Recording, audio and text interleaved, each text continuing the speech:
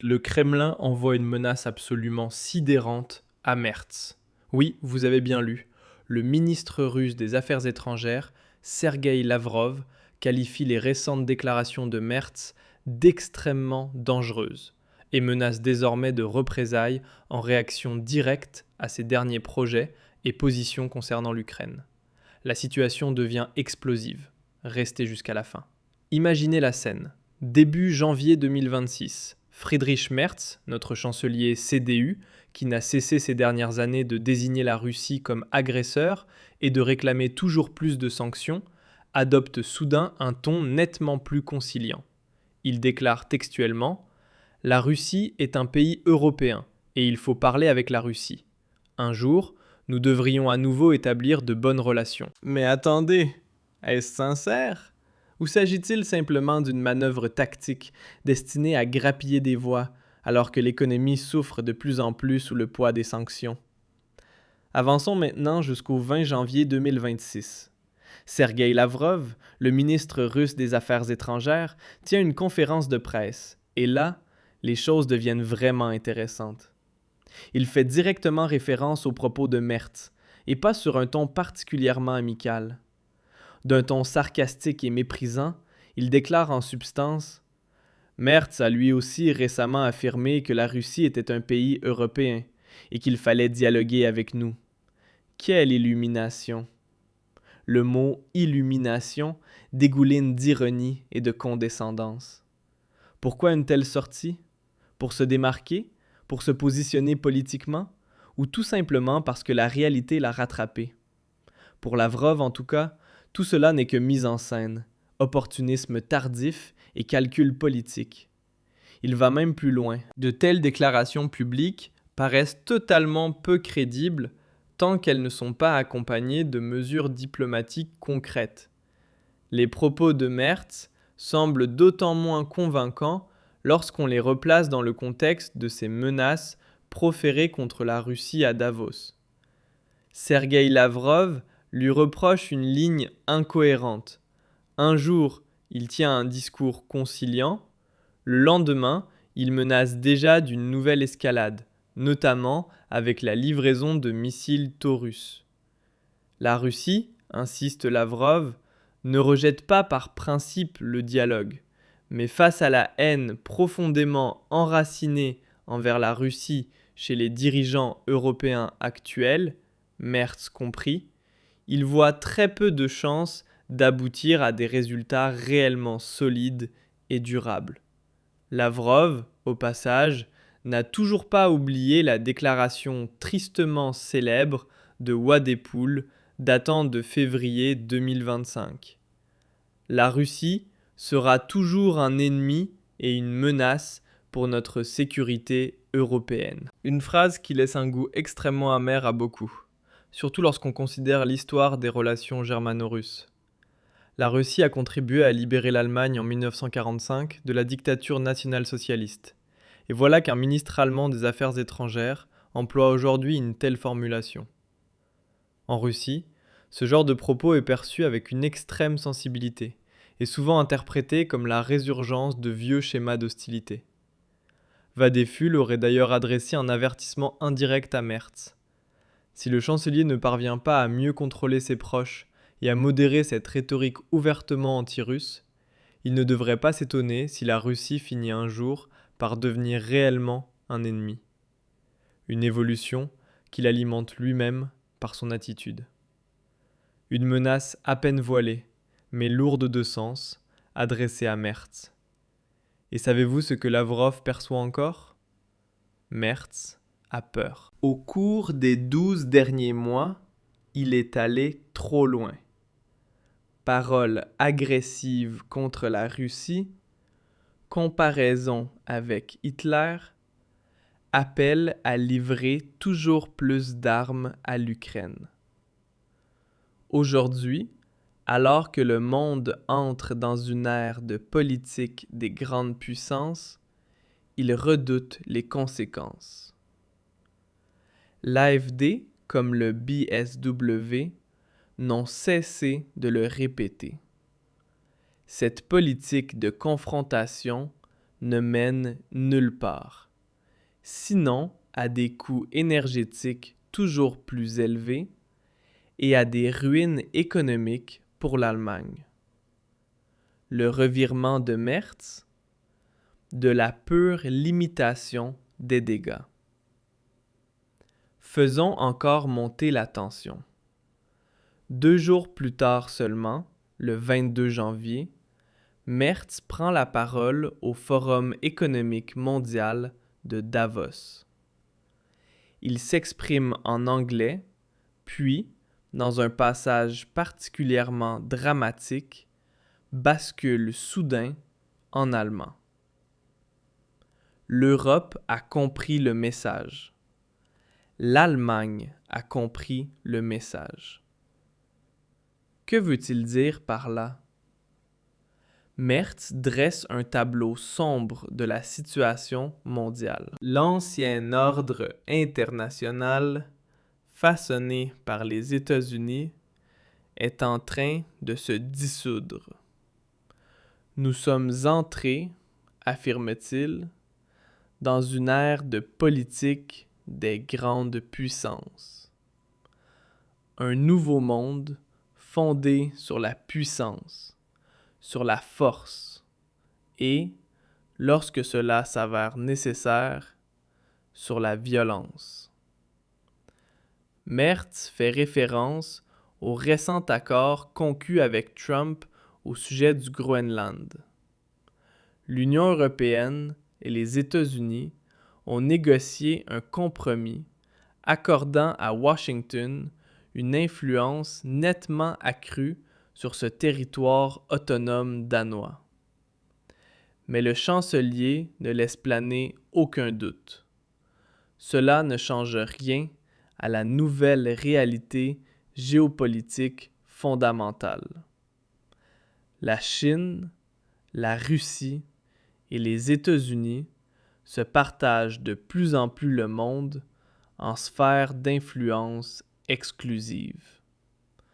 Une nouvelle ère a commencé, avertit Merz. L'ordre international des 30 dernières années, solidement ancré dans le droit international, n'a jamais été parfait. Mais aujourd'hui, ses fondements mêmes sont sérieusement ébranlés. C'est exactement ce que l'AfD répète depuis des années. Au lieu d'interminables leçons morales, l'Europe a besoin d'alliances fortes et réalistes, ainsi que d'une politique d'intérêt lucide. Les paroles de Merz constituent un aveu clair.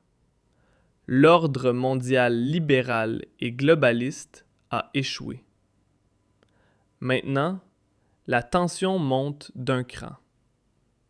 Lors de cette même conférence de presse du 20 janvier, Lavrov adresse un message direct à Merz et aux alliés européens de l'Ukraine.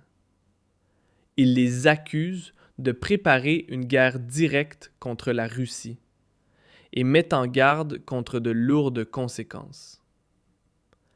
Si vous lisez les déclarations de responsables politiques européens comme Kaja Kallas, Ursula von der Leyen, Merz, Starmer, Macron ou Rutte, vous constatez qu'ils se préparent sérieusement à une guerre contre la Fédération de Russie. Et, honnêtement, ils ne s'en cachent même pas, affirme-t-il. Lavrov fait explicitement référence au projet de Merz. Le chancelier veut refaire de l'armée allemande la plus puissante d'Europe et a récemment déclaré que la Russie ne devait pas imposer sa volonté en Ukraine, comparant cela à une politique d'apaisement à l'égard d'Hitler. Lavrov réplique avec dureté. Peu y ont prêté attention, dit-il, mais cela aurait pourtant été nécessaire. Et bien sûr, nous nous souvenons très bien, et nous ne devons pas oublier, à quoi une telle surestimation de soi de la part des dirigeants allemands a conduit à plusieurs reprises dans l'histoire. Une allusion claire aux guerres passées, une menace glaçante qui devrait faire trembler Merz. Lavrov insiste. La Russie a toujours fait preuve de bonne volonté pour conclure des accords politiques. Mais l'Occident, et l'Europe en particulier, a tout saboté, allant jusqu'à bloquer les initiatives de l'administration Trump. La position russe sur l'Ukraine est, selon lui, simple et claire. Éliminer les causes profondes du conflit. Pendant des années, l'Occident aurait transformé l'Ukraine en menace pour la Russie, installé une tête de pont à ses frontières, soutenu après le coup d'État de 2014 un régime ouvertement néo-nazi animé par des intentions destructrices. Le conflit aurait commencé en 2014 avec un putsch soutenu par l'OTAN, financé à hauteur de 5 milliards de dollars par Soros et consorts. Les populations russophones du Donbass auraient été bombardées et discriminées pendant 8 ans. L'intervention russe serait donc un acte de légitime défense et non une agression. Merz et les élites de l'UE préparaient la guerre pour préserver leur pouvoir. Mais la Russie, avertit Lavrov, répondra, et elle répondra durement. C'est l'apogée absolue à Davos. Des représentants ukrainiens réclament ouvertement entre 600 et 700 milliards d'euros, voire jusqu'à 800 milliards de dollars sur les 10 prochaines années, uniquement pour l'armement et la défense. Taras Kachka, chargé de l'intégration à l'UE et à l'OTAN, est très clair. Si le comportement agressif de la Russie se poursuit, les coûts peuvent facilement grimper à 700 milliards de dollars. Le ministre de l'Économie, Oleksiy Sobolev, ajoute, d'un ton sec, qu'il s'agit de dépenses strictement militaires. Elles ne figurent pas dans le budget ukrainien. Elles devront donc venir de l'extérieur. Et qui va payer? Bien sûr, nous.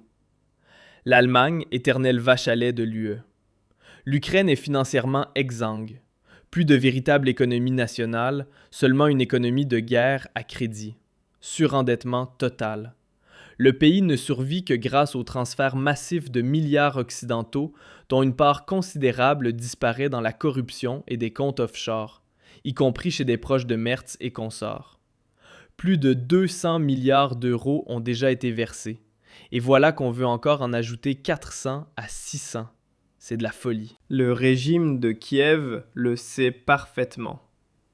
Dès que la guerre prendra fin, beaucoup d'entre eux se retrouveront devant les tribunaux pour corruption, crimes de guerre et détournement. Voilà pourquoi ils s'accrochent désespérément au conflit. L'Allemagne ne peut plus suivre.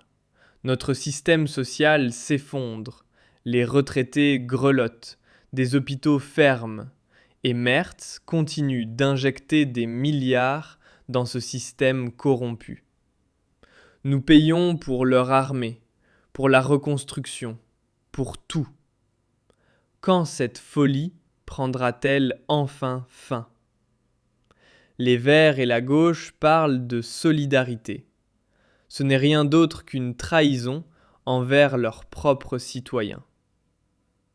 Un mince rayon de lumière, toutefois, pour conclure, à Davos, des représentants américains, dont Jared Kushner, le gendre de Trump, ont rencontré des négociateurs russes. Les discussions sur les relations bilatérales et un véritable règlement du conflit ukrainien ont été jugées très positives et constructives. Côté russe, on affirme que les États-Unis commencent lentement à comprendre que la position de Moscou est la plus réaliste. L'OTAN aurait attisé le conflit dès 2014. La dénazification était et reste nécessaire. En résumé, le Kremlin menace Merz. Sa soudaine illumination géopolitique n'est que de la panique. L'Allemagne saigne pour une guerre sans fin, tandis que l'Ukraine poursuit l'escalade. L'AfD a raison. La paix avec la Russie maintenant. Plus de gaspillage de milliards. Assez de la tutelle de Bruxelles et de Washington. Et vous, qu'en pensez-vous? Écrivez votre avis dans les commentaires. Abonnez-vous pour plus d'analyses sans filtre. Likez et partagez pour que la vérité circule. À bientôt, votre Michael Goldman.